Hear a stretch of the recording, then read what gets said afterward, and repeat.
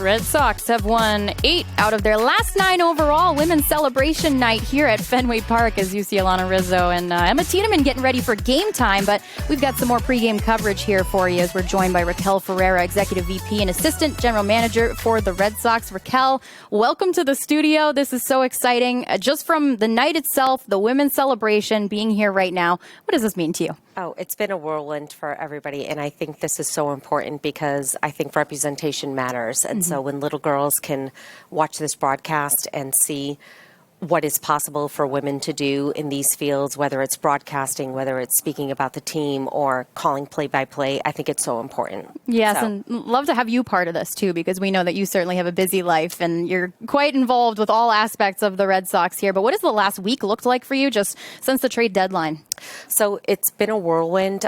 So I was with the team in Minnesota during the trade deadline, but I was a part of the talks and conversations of the trade deadline, and it is definitely the busiest time of the year for not just our organization, but for every organization, where everybody in baseball ops talks about talking with other teams, seeing what their needs are and seeing what the needs that need to be met, and is just such a huge part, and especially coming on the heels of the draft, which is super important, and then we just bolt into the trade deadline. So this week has been absolutely crazy, but there's so many things that fans don't know that would go along behind the scenes that our players, our staff, whatever, go through. But it's been such a whirlwind. But we think we've strengthened our team with adding Steven and May to the mix. So we think we're in a good spot. Absolutely. Dustin May is scheduled to make his first start tomorrow here at Fenway Park. That'll certainly be exciting. You mentioned strengthening the team. How do you feel that he has strengthened this team, and how do you feel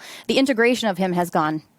So I think whenever somebody comes from another club, it's always super important to recognize what they've been through. So May's been with the Dodgers for his whole entire career, and so the transitions are super important of what they make to our team. And so I know he's told AC and Bales that he will do whatever needs to be done for the Red Sox and will help contribute to as best as he can. And so that's the type of people and the pitchers that we want and players on our team. And so we're excited to see what he brings to the staff.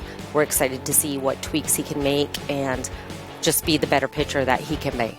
Of course, and it's also exciting to have another starter in the mix. That's something that the fan base, the team certainly needed and wanted, especially with the news that Tanner Houck will be receiving Tommy John surgery. I mean, how difficult is that for a pitcher to begin with? But also, when you look at the overarching view of starting pitchers the Red Sox have, how difficult is that news to receive? So I think it's always difficult for a pitcher to receive that news because Tanner is a competitor, and he made the All-Star team last year, and he's a super competitor, but he has people that he can look towards in the clubhouse with Crochet and other people that have been through this.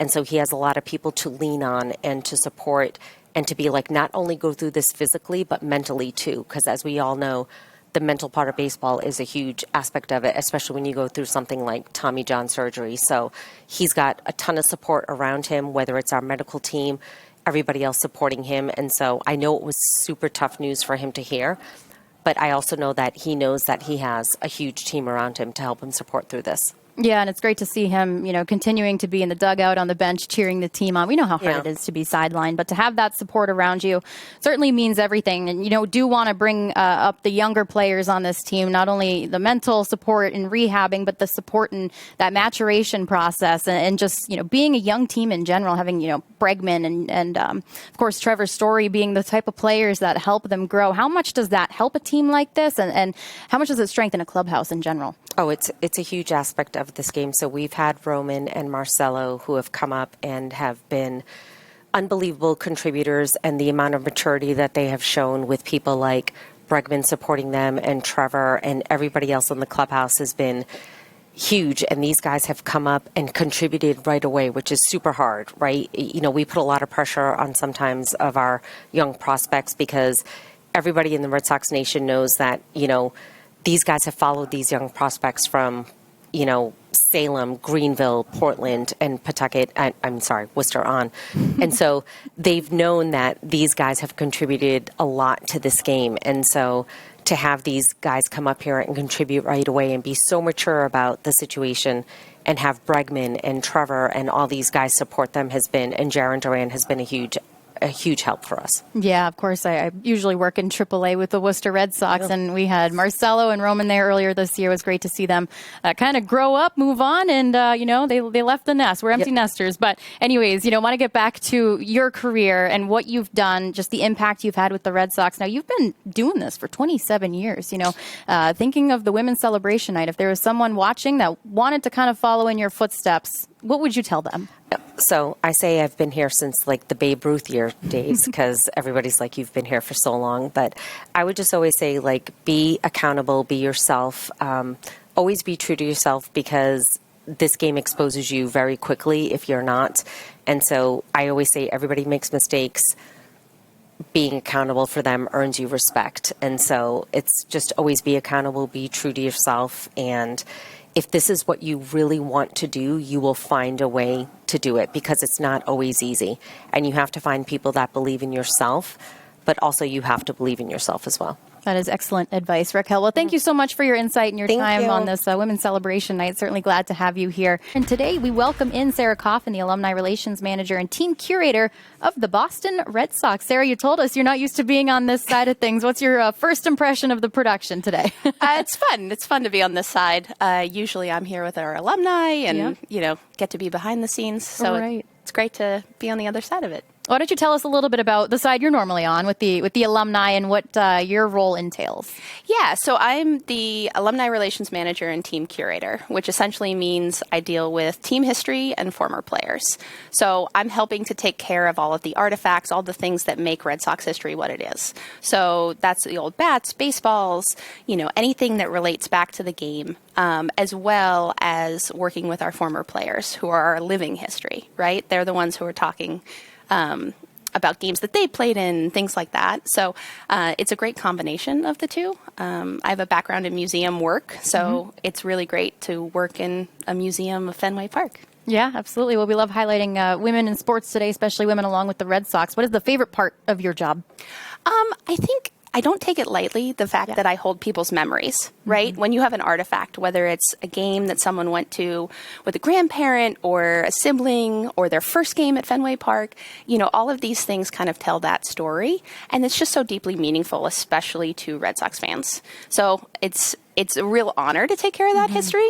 And so that's definitely the best part of my job. That's a great way to put it. I mean, so many people have so many sentimental ties to sports and Red Sox and whatnot. Is on the theme of our Women's Celebration Night, do want to ask you, are there some women in more recent history that stand out to you? Recent history and going all the way back to the beginning of the team, right? Baseball's for everybody. Women have had contributions all throughout our history.